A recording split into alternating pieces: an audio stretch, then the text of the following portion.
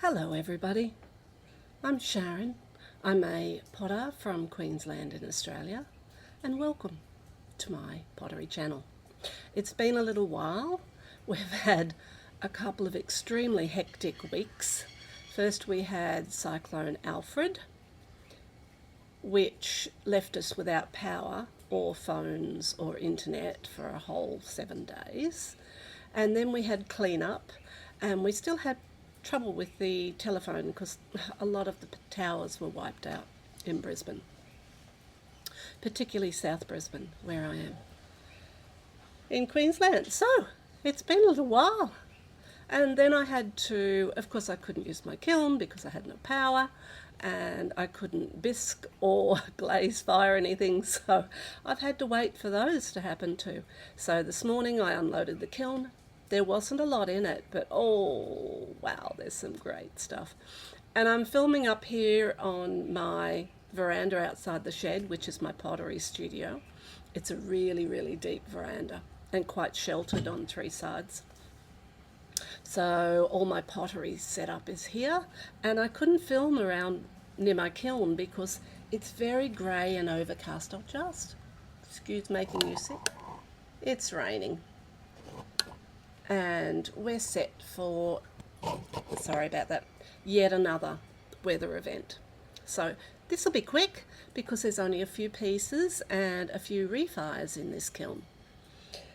So I'll do the boring bits first, shall I? Firstly, there was this plate which my friend Debbie had made for her daughter, and it was very patchy here, but it has, I don't know what you even call those dimples. However, it's usable. I put alabaster over the top, but it wasn't one of my glazes to start with, so, but it's for her daughter and she'll like it, I'm sure. The other things that I refired were these 3 bowls. One bowl has already gone to Debbie's daughter. I made the bowls and glazed them and gifted them to Debbie's daughter because she wanted to give us some bowls. So I will they're all exactly the same. It was the inside that was not good. It was a little patchy, and yeah, so I reglazed the inside with another coat of alabaster and refired them. The outside was honeydew halfway, 3 coats, and seaweed just around 1 inch round the rim, 3 coats. Inside was alabaster, and they're all the same. I just refired them for her. The one that Debbie gave her she loves. The glaze hasn't run very much, so yeah, they're all exactly the same. But isn't it pretty? Very pretty. So they are just, as I said, honeydew bottom half, and oh, beg your pardon, honeydew middle, alabaster bottom, seaweed at the top. 3 coats of each. So that's those. This kiln was a very hot cone 6, which is normal for my kiln, and that's pretty much what I wanted for what I'm going to show you next. So, okay, we'll leave that one to last. Yes, I have my hand-painted bird mug. That's coming up. These 2 first are mugs, and my mugs are getting so much better. I'm really much happier with the handles and the shape of my mugs. So this one is the very classic birch 3 times all over, Norse blue 2 times on the top half, 2 coats, light flux 1 coat all over the mug, and yes, 1 coat all over the mug, and cordovan 2 coats all over the mug.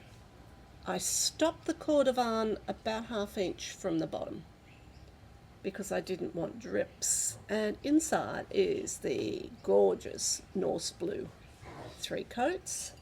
And this one is another shape mug. I love the shape of this mug I did. And this is exactly the same.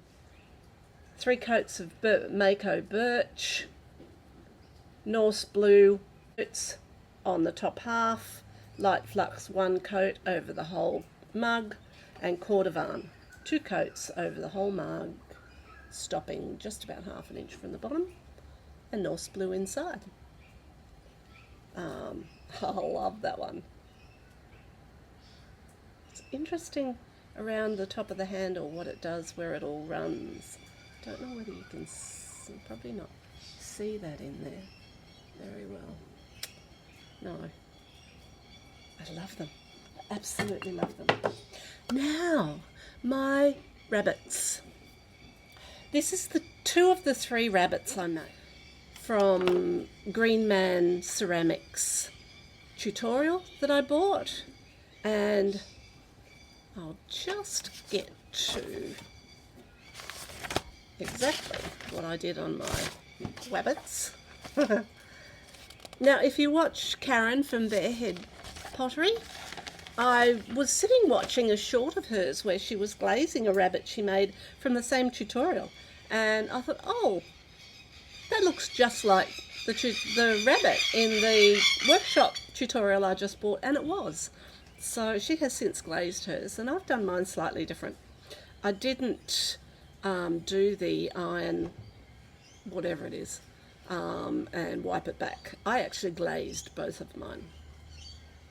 And this large one, just to retract, I have one other rabbit, but it was the one from the tutorial with the stand-up ears, and I finished glazing him, completely finished, put him down, turned around, turned back to grab him, bumped his ear on something and just smashed one ear completely off. I am going to glaze him. Sorry, beg your pardon. I am going to fire him, and I'm going to put him in the garden under a pot plant with one ear. And that rabbit I glazed pretty much the same as this one. So this one is Mako's Chai. It's a matte glaze, and I thought it'd look good on this rabbit. And my friend Debbie's made a couple she still has to glaze, and she did the same. His nose I've just done in a little bit of rose quartz. His eyes, I did this one with brown eyes in stroke and coat, and I put a little tiny white glint in them, which hasn't really worked out very well. Inside his ears are this is funny actually, rose quartz, 2 coats, poppy fields up the top, and light flux over the poppy fields. And it actually hasn't, you can't see the bits of the poppy field. There's tiny little speckles of bright red down here and a little bit of blue, but it could have been because my kiln's so hot. But yeah, I adore him. He is so cool. And I did his nails in stroke and coat. I just mixed up a dark grey for his nails. Isn't he adorable? He's just adorable. I love him. And he's going to sit in my garden. Or maybe in my house. And this is the second one. And this one I decided to do similar to my mugs. I thought it'd be nice. I didn't want a lot of the cordovan because I didn't want a lot of these blues and purples, but just a little bit. So this one, and he's stuck. I'm going to have to get the angle grinder out and grind him off. And that'll be easy to do, and I won't show you that. You come back at the end of this video and add just a little bit of him off his plinth. So I've done the same on him, stroke and coat on his nails, rose quartz on his nose, the inside of this one's ears is rose quartz, and right up in the top I've added a little bit of autumn purple. Hasn't come out as deep as I would have liked, but it has run down the middle, and although it's subtle, it does add a little bit of shading to it, so I'm happy with that. And he's just cordovan on, I put a little bit on the top of his head, a little bit down here on his chest, a little bit on his knees, and a little bit down the front of his legs, and on the top of his tail. Can you see that difference? On the top of his tail, and particularly on the top of this knee. And around here, and the top of his head. It's just added a little bit of dimension to the birch, so it came out. And I did his eyes a much darker brown and added a little tiny white highlight in there, those two, which has come out beautiful. Aren't they gorgeous? Now, the rabbit tutorial that I bought had stand-up ears, and I wanted some lay-down ears, so I've done these two with the lay-down ears. Changed the tilt of his head slightly, beg your pardon. Oh, he's just love my rabbits. Sorry, busy looking at the rabbits and not at the camera. Now, last but not least is this one. I'm just going to pause you so this video will upload better. Okay, my bird that I hand painted that I showed you, and I'll insert a photo of that here. And this I decided, as I get used to painting with underglazes on ceramics, to do him a little more watercolour like. The first one I did, which again I'll insert a photo of here, the first one I did, the colours were very rich and deep, and I wasn't a huge fan. And this one I decided I wanted more of a watercolour effect, and I have, because when I taped the whole tutorial, and if you go back to my previous videos, there are 3 tutorials, there's 3 stages of me painting this mug, because there's an enormous amount of work in this sort of thing. I hand carved the birds first on the mug to give a little bit of dimension, and then I hand painted this one. Now, that was the first one I hand painted, and I had some video problems with the sound, and I started to talk like this, so I couldn't use it. When I edited it, it came up, so I hand painted that one, and of course you didn't see that. So then I had to turn the mug around, carve another bird, and hand paint this one.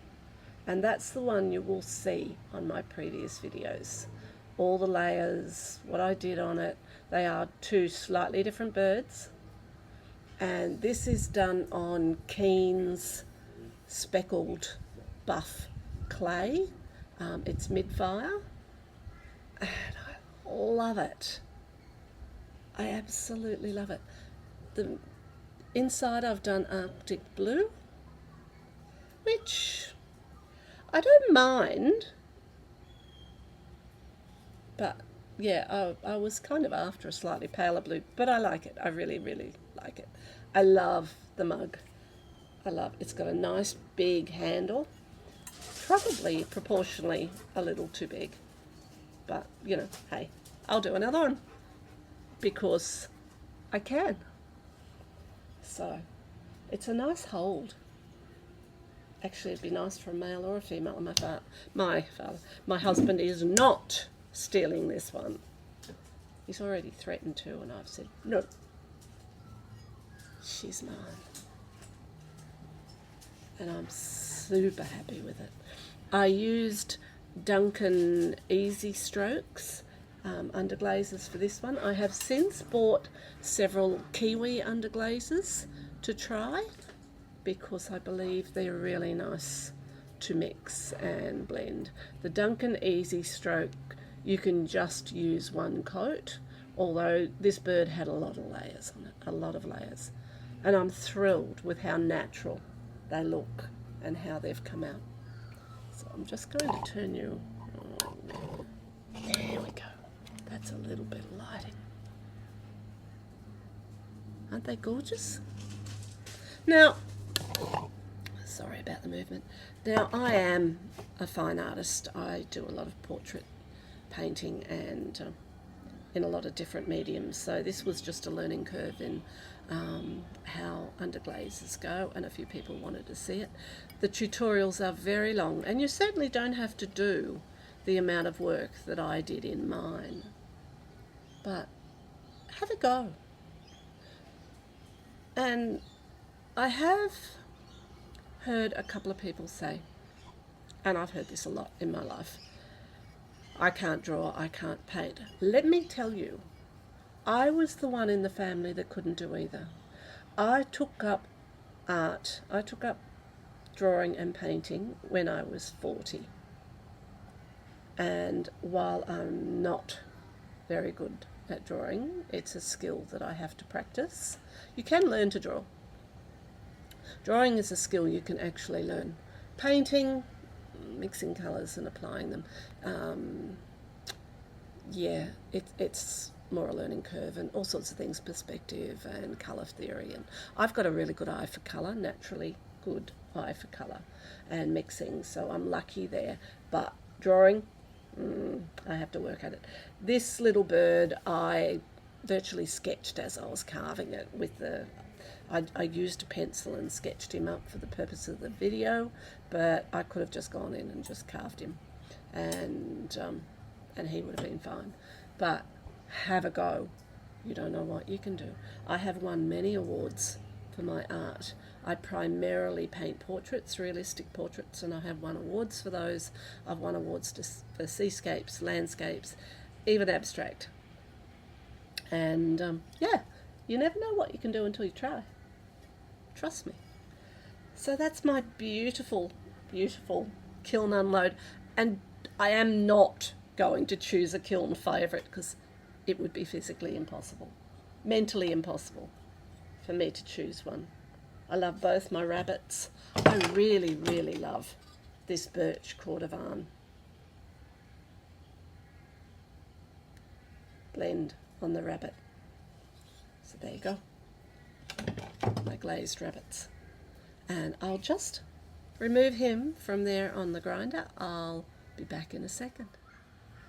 Hello. So there he is, my little rabbit, all angle grinded off. I still have some work to do on the base of him and put him on my sanding disc and smooth him off. Oh gosh, I love him. I so love him. So I'm going to insert a photo at the end of them all standing up there in really good light.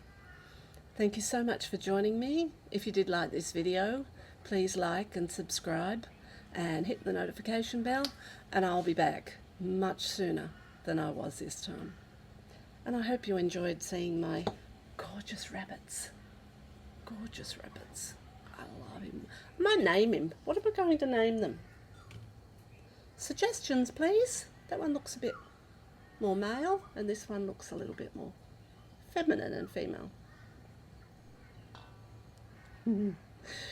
Give me some name suggestions.